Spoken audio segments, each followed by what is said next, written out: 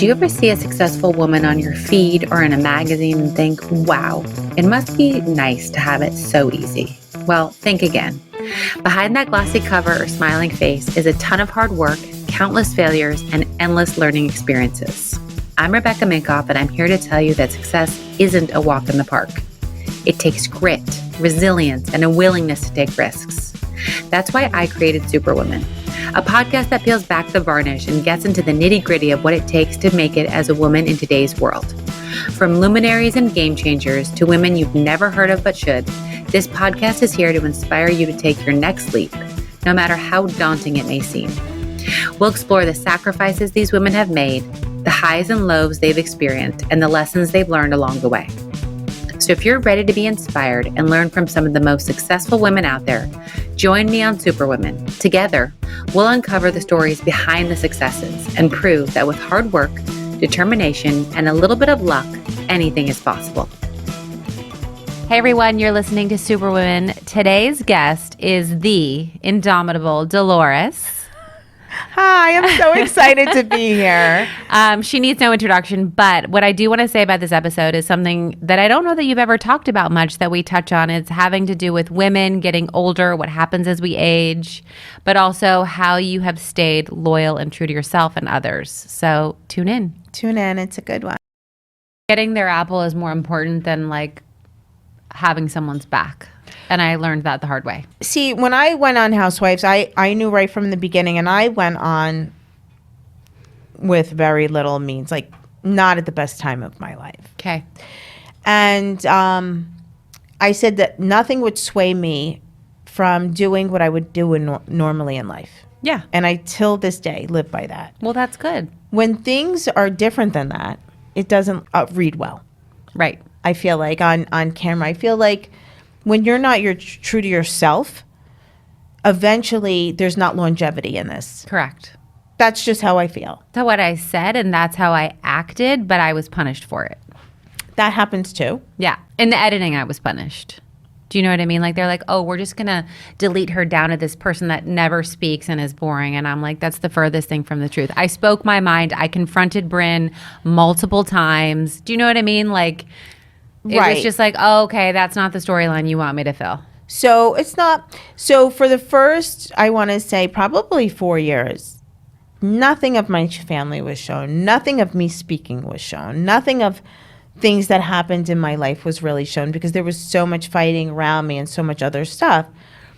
But people liked me, and I think that it was why I stayed. For some reason, I feel like I even heard one time, the fans like you, but, you know, we don't know why, like kind of something like that. But no, if you're able to stay on long enough for your time, you'll get it.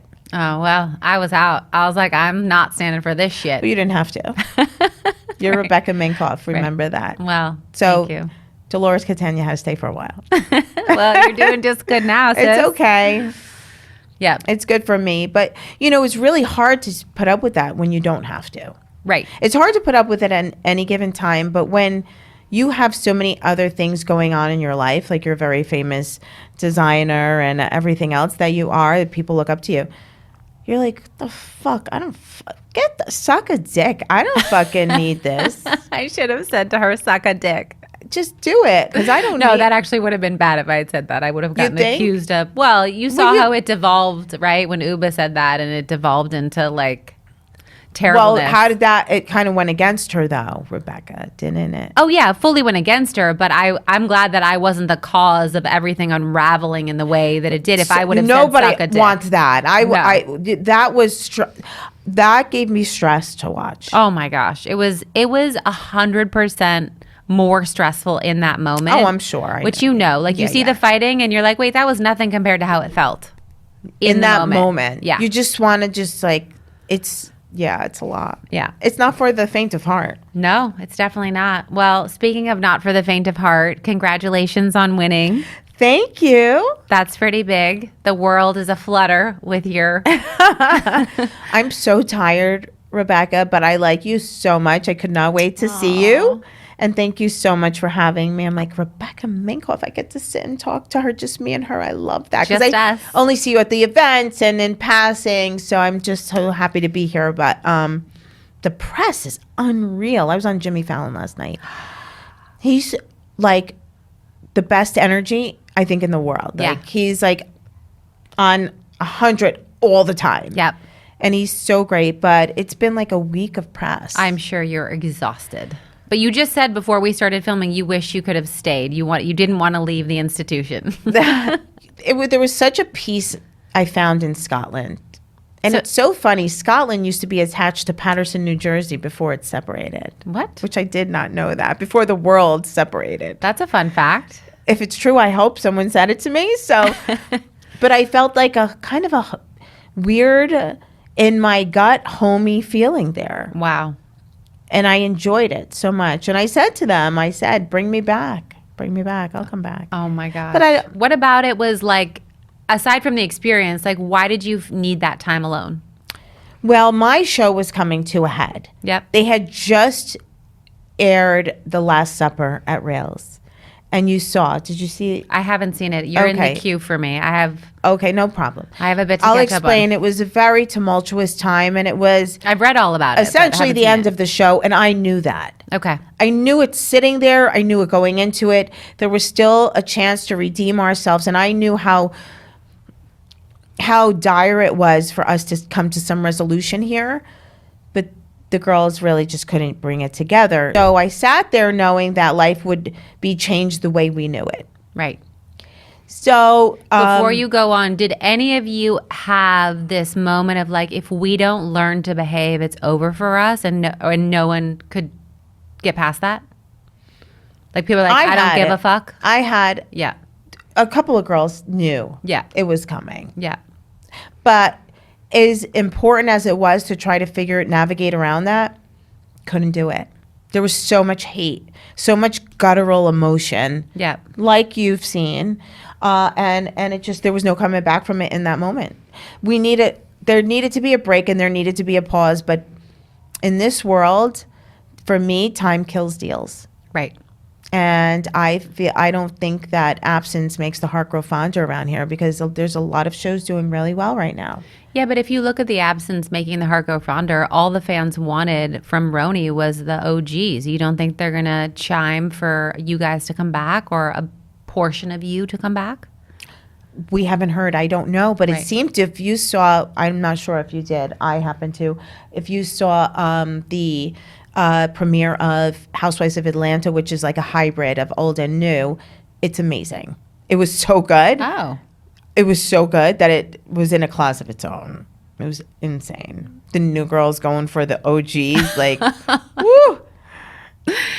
I need to go live in Scotland and catch up, because I'm like 3 to 4 episodes behind. There was on no so many of catching the up in shows. Scotland. When you got there, your phone was taken away. You don't get to watch TV? No. What? There's only a few stations on British TV. Okay. And British TV is like Love Island, the UK one. I don't watch Love Island that much, so it was like not that great. Four in a Bed, it was called. It was about restaurants. There was one show that came on all the time. British news, Yep. horrible politics. Okay, so you didn't watch TV. I didn't. I just sat in silence. Wow. With notebook, nothing. Wow. And I looked out the window. And what did you learn about yourself in those moments? How much I needed that. How much I needed to get back to my faith and and give it time. I've never left that, but I haven't prayed or meditated. I don't know if I ever really meditated, but just to sit in silence with no distractions, like no laundry to do. My room was so clean. I decorated it with like some scarves every once in a while. Yeah. But I needed to be out of my surroundings. That's what I learned. And social media. Wow. I detoxed from that, because you couldn't go on. Right. You got one phone call a week home for 30 minutes, supervised. Wow. Okay. So it is like you're in an institution to a degree.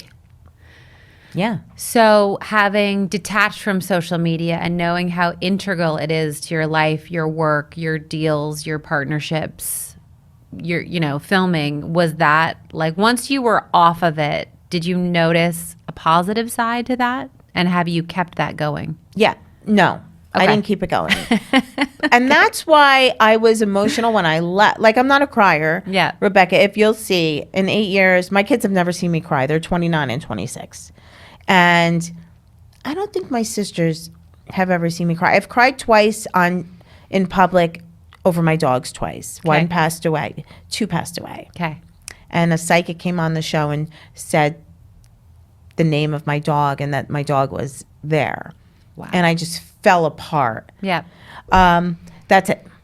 So it was just, it was an emotional time for me to just break down and just take it all in and take in the silence of it and not go on social media. I handed my phone in 2 days early. Wow. When I got there. Wow. They said, no, you can have your phone. You don't start. And I'm like, no, please take it now. Wow. I love that you could do that. That's strong. And I was away from the stuff that was going on with my show. Right. Because it just got done airing and there was so much going on. And I knew at that time, like, there was a lot of fighting amongst the girls, which I hated always. Yeah. I hated that. So let's talk about business. And you obviously, you've done the show for 7 seasons? 8. Yeah. 8 seasons. Okay. So from that, what have you learned about yourself, about business? Because I'm sure it wasn't just the show. You have now. I made a brand of myself. Correct. Like, if you would have ever asked the girl who struggled in school, who barely graduated high school, with a 3rd grade math level, dyslexic, been called stupid my whole life, punished months at a time, not weeks, for my grades, having the phone ripped out of my room to the wires, and not being allowed, and being punished for, even though I tried, I couldn't get it right. Because growing up in the 70s and the 80s, no one really, you got put in special classes for bad kids. Right. And I learned that when I thought I was stupid all those years, I wasn't. Right. Right. There was just another different way to teach you. And that's people are even now like not fully onto it. It's just starting, I feel like. It's just starting. And it was such a, people don't look at me like I had a lack of confidence, because it's not a lack of confidence. It was a lack of self-worth, and it was a lack of self-esteem. And my confidence, I guess you could say, was a toughness that I had about me. Yeah. Because of the way that what I had gone through in my life always. So there was this like tough exterior, which you get the hard way. And then the confidence was surviving all of that. Yep. Knowing that, well, it's not going to kill me. You're going to break up with me. It's not going to kill me. A friend is going to turn on me. That's not going to kill me. My dad's going to yell at me and call me stupid. It's not going to kill me. Right. A divorce while I'm pregnant, 9 months pregnant, that's not going to kill me. Oh Being a single mom, not knowing how to make ends meet at certain times, that didn't kill me. So it was a confidence, but then there was that lack of self-worth where I had to learn not to let people treat me a certain way. Right. Because you think so little of yourself from all of that the show helped me realize that I do have a self-worth, you know? Mm-hmm, mm-hmm. No matter what was said. And I don't go on, by the way, negative comments, which I didn't get a lot of, luckily, I don't read this shit. Right. I don't even know it. I look at, you go on my Instagram as dogs, dog rescue, and kids. Right. That's what it is. When was that moment where your self-worth was challenged and you said no? I think it was more in like personal relationships. Yeah. Yeah. But on the show, well, because you said the show taught you to like push back. It didn't teach me to put it. Becoming successful taught my self-worth. Got it. Like, I could fight anywhere and anything, and the show, I never let the show define me. The minute somebody starts to perform for the show, they're lost. Right. They're gone. Yep. You have lost yourself. You're not going to last. People aren't going to like you. And you're not going to be on for a long time. Right. So when the success started happening, how did you know what to do and how to define yourself and brand yourself? Because I feel like you see it go many different ways for different people across all different shows and even influencers. So sometimes you work with the wrong people in the beginning because you don't know. Yeah. You don't know business. You have no one to ask. I can't ask my dad and my mom. They don't know things about anything. They don't leave their block for years at a time. Are they in Patterson too? Yeah. Okay. Yeah. And, any place they've ever gone outside of there, I've brought them. Yeah. So I kind of just had to learn by trial and error. And I feel like I could have been a lot further along had I had somebody with a business sense that I could have asked at one point. Yeah. But I'm in a really good place now. That's good. So you know what's a good deal, how to think through things, or you have the right people around you if you don't know. Both. Awesome. Both. I could see through it. But again, so much of that, see, if you are good from the beginning, if you have the right backing, if you have like a mom, like you're Rebecca Minkoff, like if, somebody in your family comes to you and says, is this the right thing? You could walk them through and you could help. Like if I had... Both my parents said it was the wrong thing to do, by the way. They were begging me not to do it. Really? Yes. Yes. So it makes it a little harder, right? So who did you look to, or did you just figure it out yourself? For the show, I'm speaking specifically for the show, they said don't do it. I'm not. In life, they said if you want to go to New York City and be a designer, go. We're not paying for it. Like, figure it out, sis. And I was like, okay, I will. So my journey was a lot about, like, I had to figure it out.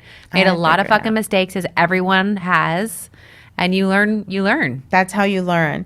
So my parents, when season 1, I was on the show and I got off it. I don't know if you know that part of all this.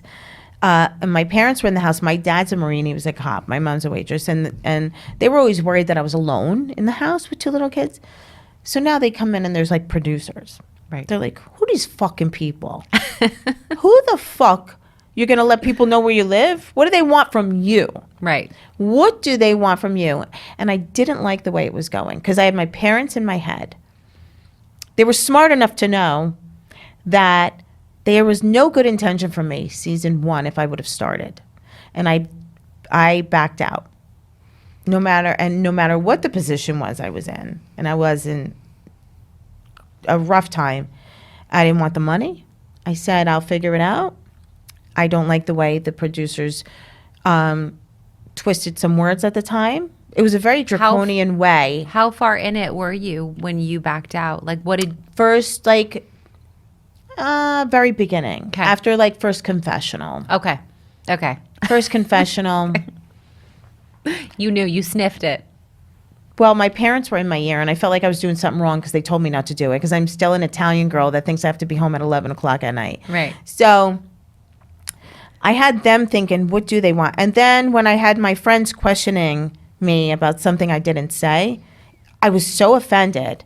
Because back then, I still had these, like, old school principles, like, friends stick together, and you don't cross certain lines, and I was like, you think I would say that? You actually believe a stranger over me? That's not what I said. That's not how I said it. Right. And I quit right there. Wow. And what made you go back? They were making so much money. They're like, the show's a hit. We don't like the girl they picked. It was Danielle Staub. Okay. They were ruining her life. They destroyed her. They were like, come on, she doesn't really fit in with the group. And I was like, no. And then I had started like a little technical school at the time, trying to make a living, because I thought an education meant I could make my own money, which it was at entry level when I got out, technical degree. And I was still struggling. And I was like, no, if I stop what I'm doing now, I'll never go back to it. Mm-hmm. I have to finish this for my own good. And plus, sisters aren't talking, friends are fighting. Teresa was being looked at by the FBI. Like, all this was going on. And I was like, let me just sit back for a little bit. And one of them said to me, what do you think you're going to make when you get out of school? You know how much money we're making? Yeah. And I was like, I'm going to just sit back for a minute now. And then I had gone through, there was a few years that had passed, and I had gone through so much in my life, the show wasn't doing well. Okay. And they came back and said, if you want to try. And then I tried to get on. Okay. And they were like, no, you don't have enough money, and you're not that good. We have these 2 girls, and they're going to be better. They're going to make, they just didn't fit. Right. So then they were like, okay, you ready to try? You have to go through the whole thing. And I did. And then I wound up getting on at that point. Wow. But I had gone through so much in that span of time. I had more to offer when I came back. Like what? And what did you go through that gave you more to offer? Whether it was a relationship, whether it was a job, like going back out into the workforce, getting a little education, but like just like the nitty gritty of how hard it was. Because when I was married, my husband did well. Right. So now I go back. I grew up very humble beginnings. Do well in the marriage, don't do well in the divorce. Then I got to go back to that. Yeah. And it was hard. Yeah. So I feel like I went through all of this stuff, and it was more clear-minded when I went on. Right. And I stayed true to who I think if I went on when I did, maybe I would have lost something. I can't say I would have, but I really stayed true to who I was when I got on. So I feel like that's what you're known for, is loyalty, motherhood, being true to yourself. I'd love to hear about your journey being a mother, working that whole side of you. And then I want to talk about menopause. Oh! So being a mother. Just to come full circle since we texted about it. I know. So being a single mom was nothing I had ever expected. I grew up in the 70s and the 80s, and you didn't know many divorced people. Maybe there was one kid who came from a divorced family in my whole class. Yeah. Like, I grew up in an Italian-Irish neighborhood. It was very traditional. So it was so foreign for me to get divorced. It was like taking a baby and throwing it in a pool and say, learn how to swim. And you were 9 months pregnant. Yes, when I got separated. Yeah, with a 3-year-old. So. Fuck. Yeah. So that was heartbreaking. It almost destroyed. Like, it was so hard. But what I'm known for in this is divorces. I wanted to still have some semblance of a family, even though I was divorced, because family meant so much to me. From my family's very close. Yep. I wanted my kids to know what family was. And there was also, I wanted to spite whoever that was around and be the best person and, say, look, I always say women get mad and they fight with their husband when they're breaking up with them, and they give them a hard time. And the husband's like, see, you deserved it. I was right. I did the right. I wouldn't give that. Right. No matter what, I was nicer. The worse it got, the nicer I was. Yep. Out of That's spite. not easy. Wow. Out of spite. Wow. That takes a lot of fucking internal core. The intestinal fortitude that I had. So I needed a facelift by the time I was in my 40s. But listen, send me your doctor. It was worth it you look to me. Exceptional. The best doctor is Dr. Mark Karolak. My billboard is up. It's the most natural looking facelift. Eyes, I've done it all. Oh my gosh. You won't see a scar. You don't look like that horrible. No. Blech. You won't see a scar. He just did Paul got his eyes done. My boyfriend got his eyes done 2 days ago, and he barely has a bruise. Wow. He doesn't Okay. When I turn 50. Mark Karolak, he's there. But he's good. He's not a New York doctor. Yeah. Big misconception. You have to come here and pay like $500,000 for a shitty facelift. Yep. No, don't want it. Don't need it. No. So what were we saying? You were being nice. I was always nice. Ex, and after a while, you fake it till you make it. And like, we're close. We became best friends. And that was a big part of our relationship on the show, because he was still such a part of my family. Right. And I'm sure that impacted your kids in such a positive way. And that's what I say. It's not for everybody. It takes 2 people to do it. But you think about the kids. So I remember getting divorced and carrying an infant and a carrier and my 3-year-old hanging off my leg. And I had never been to a therapist except for when I got in like a fist fight in high school. That's the only person I knew to call. Yeah. So I called her, Dr. Ellen Platt, and I said, I'm getting divorced. Can I come see you? Yeah. She knew a lot about my family. My brothers and sisters had to go to her. Like, we were that kind of, we were always sticking up for someone. It was never that we fought for anybody, but, So it was she was a child psychologist. That's what she was. She wasn't a marriage counselor. Right. So there was a room full of kids, and one kid, before I went in, came out and he was punching the walls.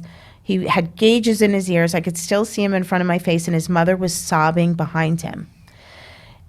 And the office was filled with those kids. Yeah. And I dragged my ass in there. Probably hadn't slept for 2 weeks. My son was colicky.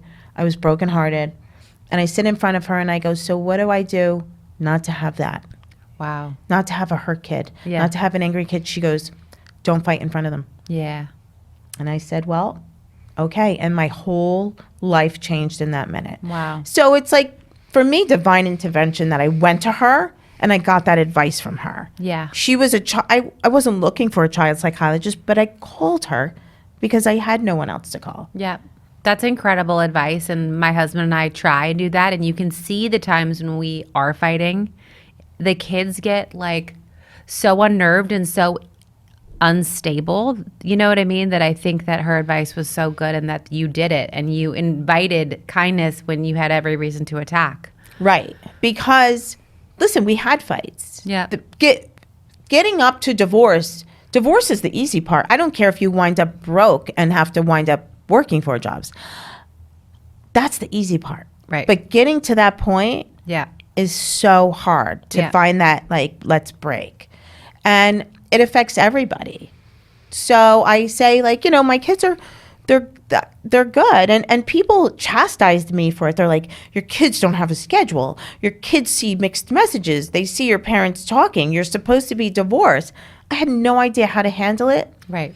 But he went along with it. He was like, no problem. We won't fight. He did. He didn't want his kids his parents had a rough divorce. He's like, I know what it's like to be separated on holidays. Let's spend them together. Right. Right. And that's what we did. Wow. So they're okay. Like, And one of your kids just got engaged, right? my son just got engaged. He works for Aries Capital. It's a finance firm. And my daughter's a veterinarian. Oh my gosh. Love So, and that was what was big to me. I wanted them to have an education that I didn't have. Yeah. Because they would see me working 4 jobs to make the salary of one person. Mm-hmm. And I'd be like, I can't help you with your homework, but fucking do it. Yeah. Just fucking do it. Like, And it they was knew not not to easy in take the house. shit from you. They're afraid of me. Yeah. See, They my were. kids are not afraid of me. And they'll That's good. they'll laugh in my face if I get serious. And then I'm like, well, cool. Well, you're not throwing furniture at the wall because because you're pissed off that you don't know how you're going to make ends meet tomorrow. There's a still lot think- of frustration that came. It didn't have to be that way. Right. That's okay. Let them be not afraid of you. Well, sometimes I want them to be a little afraid of me. Then you know? take their stuff away. I'll come over. Okay. They're like, Auntie Dolores is They call here. me my nieces call me Doo Doo, so they're like, "You're going to Camp Doo Doo." Like, Oh my people God. I'll used send to you drop my their daughter. kids You can- off. yeah. Rebecca, they would drop their kids off. I would get a call from one of the moms at the school and be like, "I'm going to Vegas." I asked my kid whose house they want to stay at chores. I'm like, Oh my God. all right, do they know how to do laundry? Because they'll be doing laundry when they get here. Oh yeah, no, mine definitely have hefty chores. My daughter likes to tell me that she's the boss. She's like, you know what? I should have replaced you on Housewives, Mom. I would have done a much better job. Oh, please. My daughter's sending me memes of people making fun of me from Traitors. They're like, Mom, Oh, my God. she's like, Mom, did you see the meme where you should Venmo back your winnings to the other people on the show? I'm my like, thanks, God. Gab. Oh my God. Become fearless and focused in pursuit of your dreams. In my book, Fearless, The New Rules for Unlocking Creativity, Courage, and Success, now available in paperback, I share personal stories and practical advice I've learned along the way in pursuit of my own, in fashion world and in my personal life. I talk about how persistence and courage have been the keys to my success. I share my journey of building a company and the challenges I've faced along the way. By refusing to give up and constantly stepping out of my comfort zone, I was able to break through the unspoken rules that have held women back for far too long. My hope through writing this book is to encourage you to face your own fears and take risks when going for your own goals. Fearlessness is a choice, and we all have the power to make it. The book is now available in paperback, including updated content and a new bonus chapter. So let's come full circle because we don't have much more time left. And when we were texting, I said, what's something that you're not asked about that is hard or you're struggling with? And you replied in caps, menopause, which was not the answer I expected, but I'm so happy you said it. I'm in perimenopause. So let's just go there. What happened? What's happening? So it just takes over your life. Like, being a woman is the biggest gift. As hard as it may be sometimes, it's so powerful. It's just such a powerful thing to be a woman, but it is not for free. No. Because just when you think your kids are grown, you've made your bones in the world, you know your worth, you know who you are, and you're like ready to sit down, all of a sudden you get a hot flash. And then all of a sudden you get moody, which I've never been. Right. And then you gain weight. If you're eating 500 calories a day, all of a sudden a stomach is never where I gain weight. I gain weight in my thighs and my ass. All of a sudden I'm getting like a little stomach. I'm like, get the fuck. I will not. No, this is not Take it back. happening to me. And no one ever talked about it in my family. Right. Not my sisters, not my mother. No one knows about it. Apparently, if you go to the doctor, they're like, it's menopause. Okay, bye. Like, no, that's Right. no quality of life. Yeah. And then there was this like big misconception that hormones cause cancer. And the studies on that are unfounded. Yep. But still there was that in my mind. That's what we always thought, right? So it took me 2 years before I succumbed to doing HRT. I've cut myself in half more than once. I've had more plastic surgery. I should look like Giselle. Like I should look like a runway model for the plastic. It's not in my genes, but I was like, I'm not afraid to do things, but the hormone replacement I was a little afraid of. So I suffered Right. for like a good year, which I'm glad I did. And for this reason. So when I finally took it, life got much better, but it needs to be adjusted every once in a while. You need to go to the right person because regular doctors did not learn about menopause in medical school. They learned about it for 30 days. Is that what it is? Uh-huh. Even that? I'm 30 surprised days. it was that much. Yeah. So there's not a nothing. lot. Yep.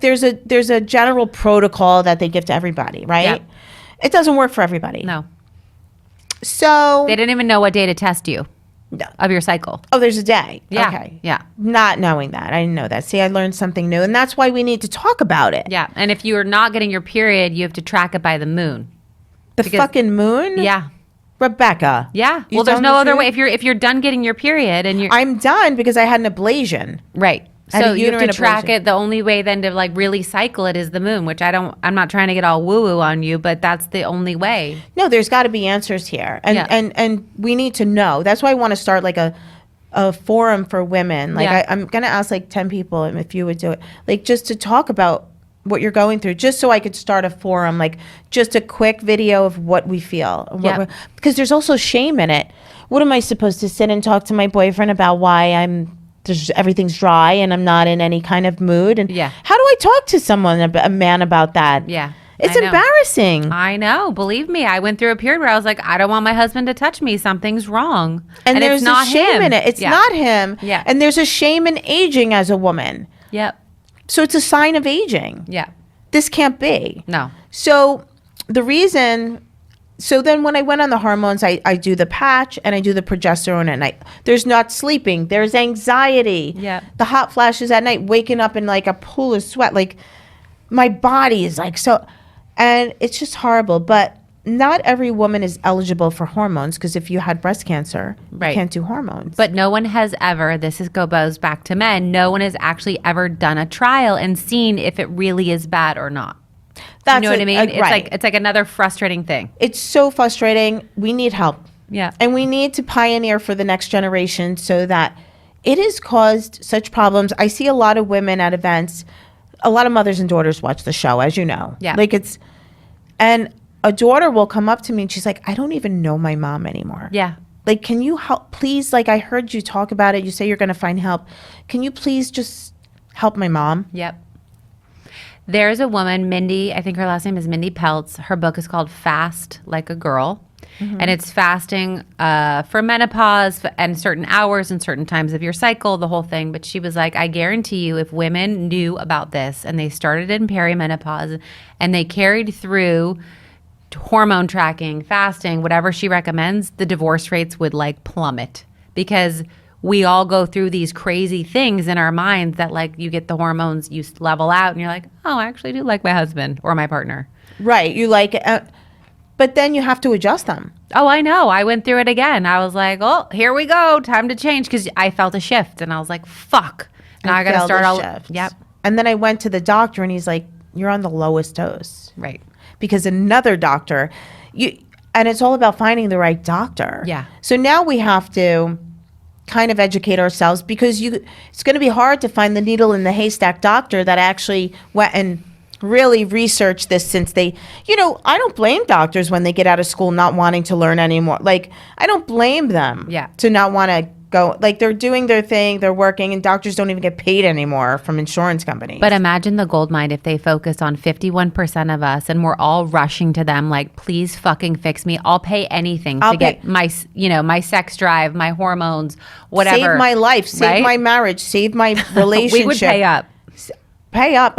I would, but it's got to. But also, when you're paying up and you're putting the time in, because you don't fix it overnight. Nope. Now you want to make sure you're with the right person. Yeah. So if they're out there, we need you. Naomi Watts is actually like talking about it a lot. Yeah, a lot of people are talking about it a lot, but no one has a protocol that is somewhat even followable because everyone's so different. So that's what everyone's makes it hard. So different. The fasting isn't easy for.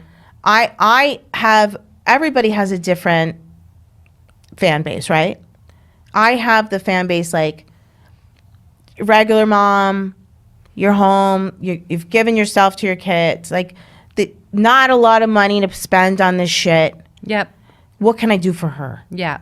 What can I do for the person, and what can I find for the person, just the regular person out there with the kids, selfless. Yep. Just wants to feel better. Yep.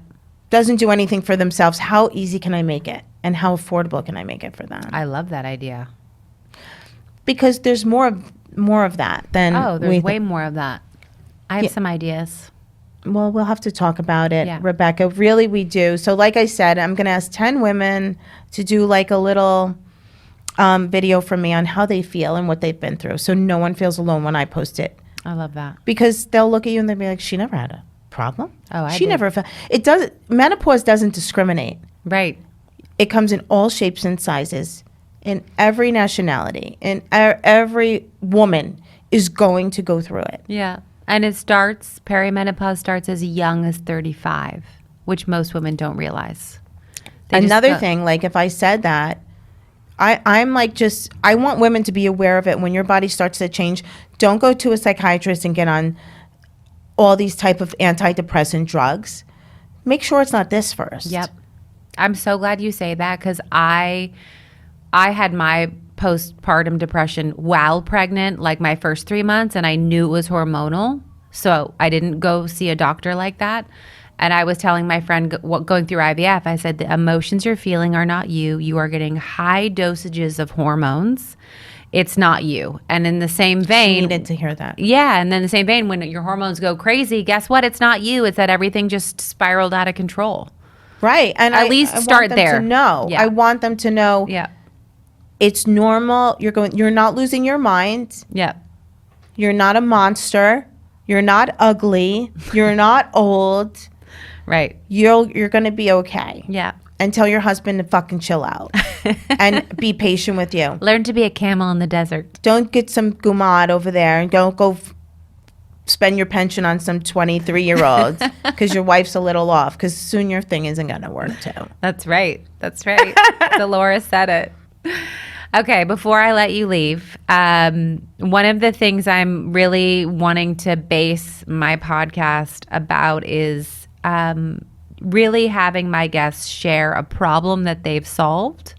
And I feel like you have solved, from what I know of you, loyalty, truthfulness, being and having integrity. So how would you say you got there? In obviously we don't have all day because obviously you lived a long how would I life. say, it's just always having never worrying about what other people think of me. I feel like I was always able to say, if someone doesn't accept my decision on how I'm going to handle a situation, then they can be gone as a friend. Like, a lot of people feel they need friends or they need people around them. Yep. And I think I solved that problem by saying, first of all, I'm okay to be alone. If this decision makes it that certain people in my life aren't going to be around me, then I'm okay with that. Yeah.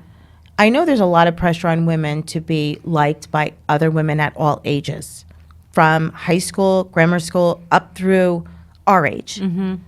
And I just want to say that can consume you. Yeah.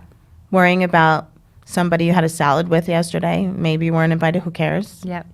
I'm actually excited when I don't get invited somewhere these days. So, but just don't. A lot of things were a lot easier for me by not worrying what other people think. Yeah. Yeah. If that makes sense. Makes total sense. Yes, I'm getting there in many areas of my life, and it feels fucking good. It's so good. It's very liberating. It's so liberating. But I always felt that way. Yeah. That's okay. But I felt that way as a young kid, spending a lot of time by myself, growing up in a house with a lot of people. Yeah. Like you just want to get away from the noise, and you just go to a corner by yourself. Yeah. And I always found a lot of peace in my own self. Yeah. I love it. So yeah. So what's next that we can promote and support from you? So thank you so much for that. There's a cruise. It's called. I've seen it. You've seen it? I've seen me, Teresa Judice, and Shannon Bedore. Yep. And it's from New York to Bermuda. Ooh. And it's fansatsea.com. You can get your tickets there. And I think it's a nice. It's a nice way for people to come together that like the same thing, like our little Bravo community. Yeah. And there's a lot of people that are coming alone because it's not going to be alone because it's like-minded people. Correct. They can bond. I love the sorority girls that are now moms that take their 1 year vacation a year. I love that. And they're funny. Yeah. College girls are so funny. Yeah. So we have the young college girls, the older college girls. We have people coming alone. I love it. Guys and girls. There's going to be theme nights, sequin night. And you're else? entertaining the whole time. You're on. We're on. We're Wow. on at different times, but it's theme nights. There's going to be in Bermuda when we get there. There'll be a bonfire on the beach. Nice. Karaoke, but I've never been on a cruise, Rebecca. I don't know about this, but I hope it's fun. I think it's going to be fantastic. Fun. Yeah, thank you. So it's Get your tickets, fansatsea.com. fansatsea.com. And it ranges from $900 And when is it? to $2,000. It's September 19th to the 24th. Oh, and it okay. leaves right out of New York. Awesome. Well, I won't Shannon be there, Bedore's but funny. I'll be cheering you on. I'd Yeah. love to go. That'd be fun. Everyone loves Teresa, of course, and thank you for cheering me on. And Yeah. Shannon Bedore's hysterical. She wants to sing old rock music. I wish I was like a guest on this thing. I just want to enjoy. Oh my gosh. Well, I can't wait to see what happens. Yeah, it's gonna be fun. So we're looking forward to it. Awesome. And then menopause, let's start something. Let's get it going. So many people need help. Yep. I love it. I'm there. I'll do it with you. I'm not a runway model, so I could talk. Stop it. You look incredible. Thank you. Yeah. Thank you for being here. Thank you so much. I just wanted to thank you guys for listening to today's episode. I also want to ask you to rate and review the show wherever you listen to podcasts. I know it's a pain in the butt, but it actually helps with search and algorithms. So if you love this podcast, it is an easy way to get it more visible and out there.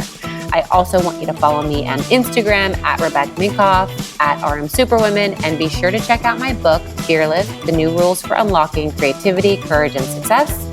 Thank you again, and you will hear from me next week.